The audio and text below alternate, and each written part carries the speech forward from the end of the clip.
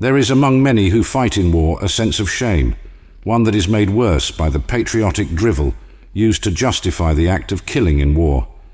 Those who seek meaning in patriotism do not want to hear the truth of war, wary of bursting the bubble.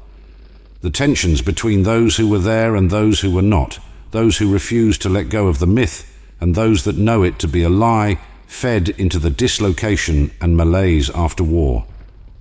In the end, neither side cares to speak to the other.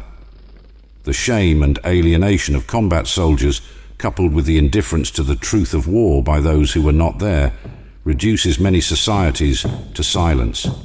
It seems better to forget.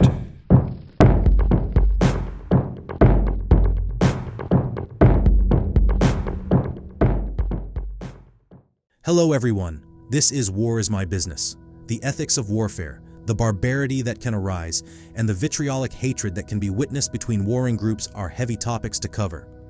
But here we are with Chris Hedges' book, War is a Force That Gives Us Meaning.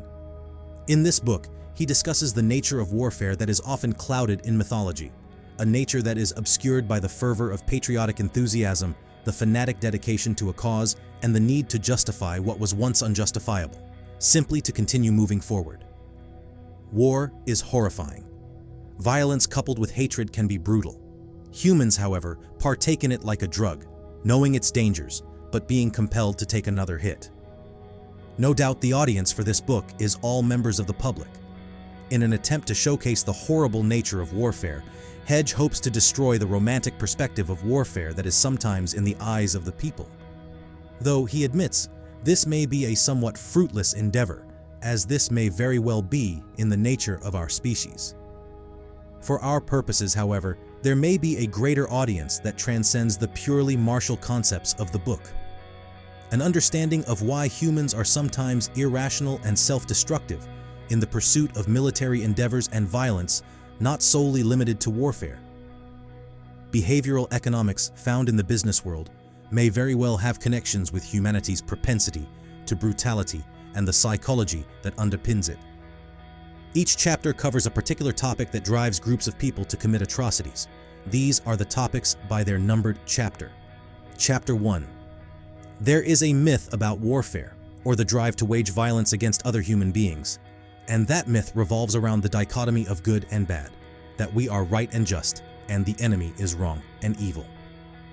Chapter 2. That the rise of nationalism within a people leads them to become aggressive to outside forces.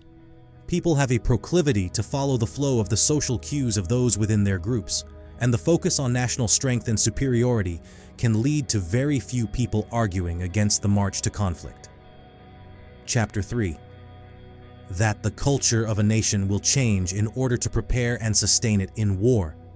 Truth will be altered, fear of the threat will be a major focus for policy and decision-making, and the rise in victim mentality will be used as an excuse to fight.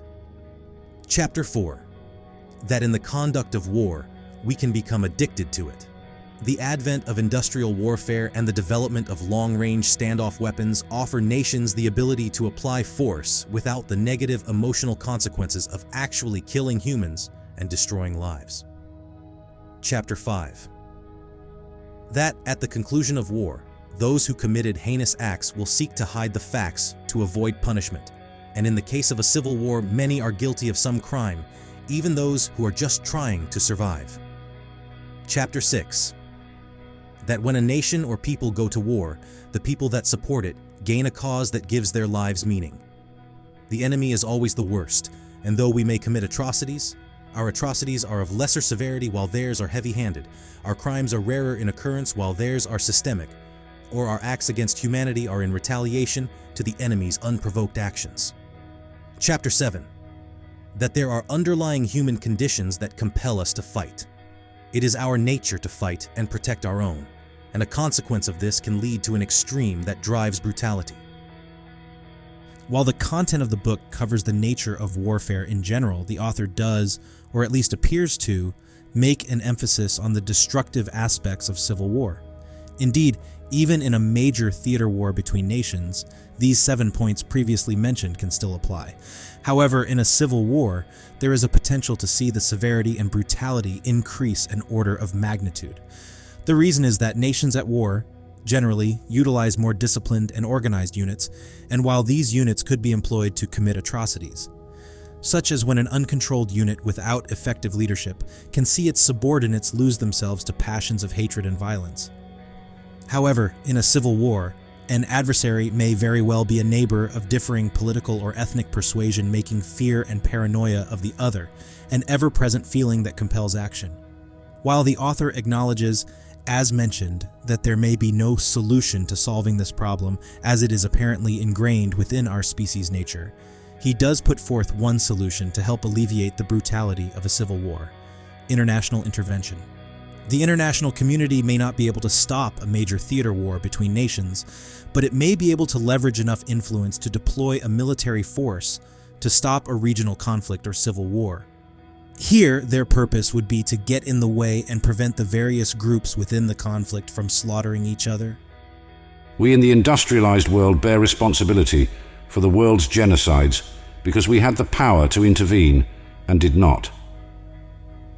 We stood by and watched the slaughter in Chechnya, Sri Lanka, Sierra Leone, Liberia, and Rwanda, where 1 million people died.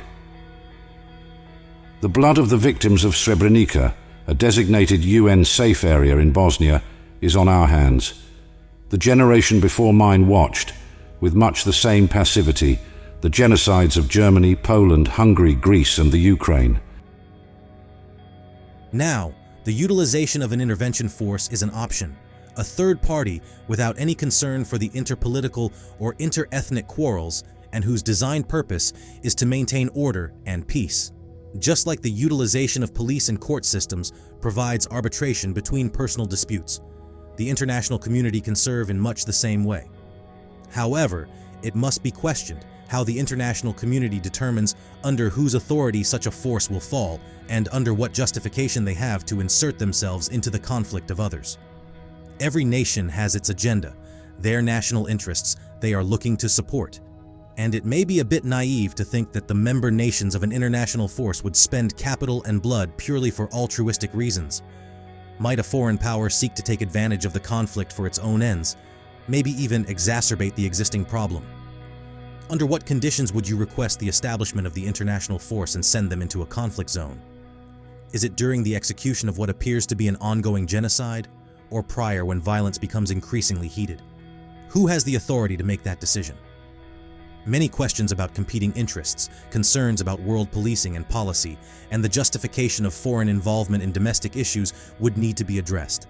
That isn't covered in this book. The book simply covers the topic of the areas that compel disparate social groups within a nation or a region to commit brutal acts upon each other and feel reluctantly justified in doing so, and the atrocities committed that he personally witnessed or heard about during his time as a war correspondent and its impact on people's perspective of the conflict. The cause.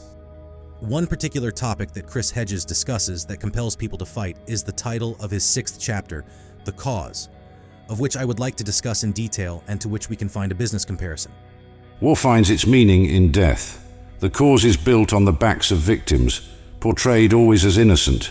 Indeed, most conflicts are ignited with martyrs, whether real or created. The death of an innocent, one who is perceived as emblematic of the nation or the group under attack, becomes the initial rallying point for war. These dead become the standard bearers of the cause, and all causes feed off a steady supply of corpses. Single events that shake a group or people to action are powerful tools that can be leveraged, either intentionally or accidentally, to conflict. Rarely, if at all, does the event occur in a vacuum. The initiating event, an attack, a massacre, some form of violation, or a random criminal act is viewed as premeditated. The victim sees it as just another event in a series of transgressions. For the one initiating the event, the aggressor, it may be viewed as unintentional, accidental, or even revenge for a previous violation brought upon them.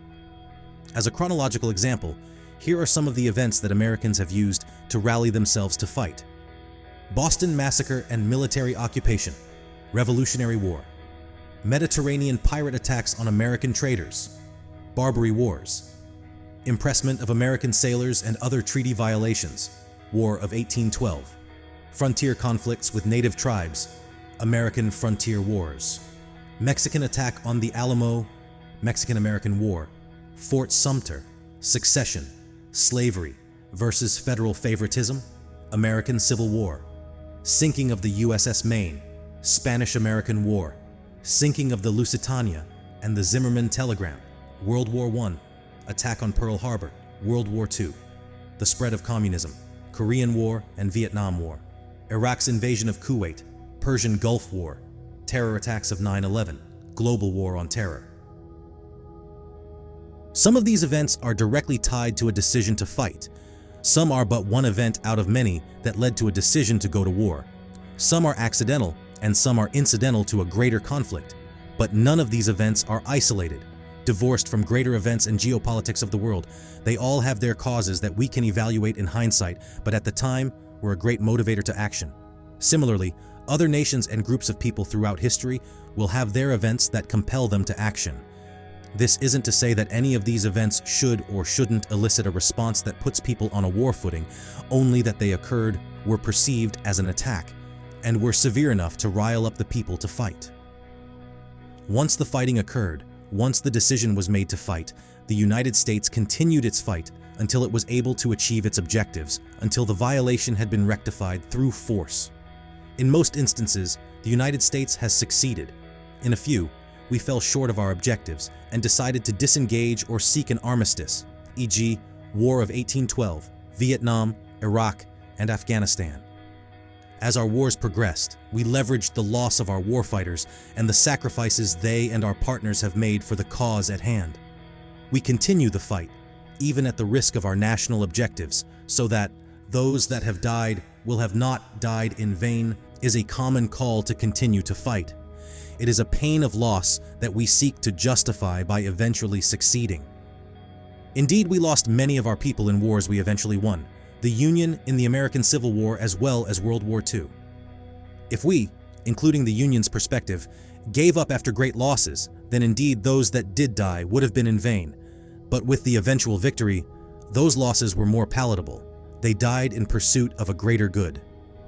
In conflicts like Vietnam or Afghanistan, those who called for fighting so those who died didn't die in vain only added more lives to the final toll with no victory to make the loss worth it. The question for them would be, if they kept fighting, could they have found victory, or would the same conclusion still arise only with more casualties when the zeal and motivation finally evaporated? Regardless of your position on cutting losses, we begin to understand an aspect of business that economists know well. The costs of war that we can't get back are the same as the costs of projects, labor, or services that we spend capital on that we can't get back. These costs in business, as is the loss of life and equipment in warfare, are sunk costs and you can't get them back. Additionally, we have the opportunity costs for things we could have done instead with those lives, equipment, and capital, such as bolstering other partners and supporting other operations. The sunk and opportunity costs of warfare, as in business, are directly tied and reinforced by the cause that it supports. The more important the cause is perceived, the more likely people will continue to throw good money after bad, and the more they will continue to add more lives to the total tally in the hope that objectives can be met. The difference between whether that was a good idea or bad can only be effectively assessed at its conclusion, whether we win or give up. While we are in the midst of fighting, however, we won't know. We do know that if we give up, then the losses will be in vain. However, if we don't give up, maybe, just maybe, the sacrifice will be worth it if we can pull out a win. When will a business endeavor, an investment, a military operation, or a major theater war be a failure to which we shouldn't sink any more costs into? When should we cut our losses?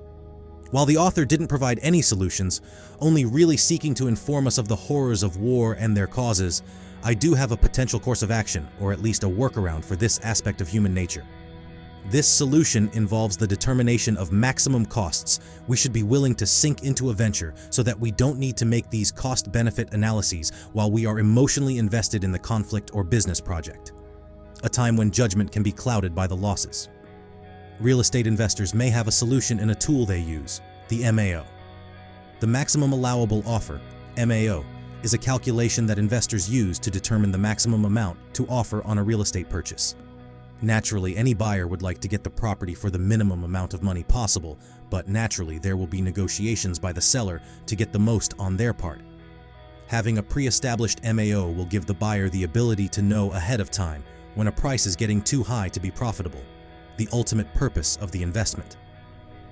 In other business endeavors, as well as in conflict, it may serve as a useful tool to assess the losses we should be willing to sacrifice and endure in order to support our ultimate goals. Naturally, in more complex business endeavors and in military operations, during the course of operations, gains may be achieved that get us closer to the accomplishment of objectives, but may see us pushing past our initial MAO. There may be a benefit to having an MAO that is contingent on certain successes that we can measure objectively. This will allow us to cut losses quickly if we don't make headway during initial operations, but will prevent us from giving up when we are mere inches from crossing the finish line, because some metric just happens to tick a little higher moments before success. It should be noted that, just like a real estate investor won't divulge their MAO to the seller, so too shouldn't we broadcast our MAO to adversaries and competitors, as it will be knowledge that they can use against us. Knowing when we will call it quits will allow them to shape their operations to force us to make that decision. The specifics of an MAO for your unique purpose. I will leave up to you to decide how to implement, but I do hope you realize the potential benefit of having an objective cut losses point, an MAO, during times when you or others may be involved in some conflict or business with which you are emotionally invested. A cause of great importance that may temporarily blind you to reality, much like it did for many of the people that the author, Hedges, interviewed and wrote about in his book. This book, War is a Force That Gives Us Meaning, has its value in that the author provides us a perspective into human nature where the call to fight can cloud our judgment, a valuable insight into the human condition. If this book interests you and you would like to support War is My Business, please consider purchasing the author's book from the affiliate link provided in the description.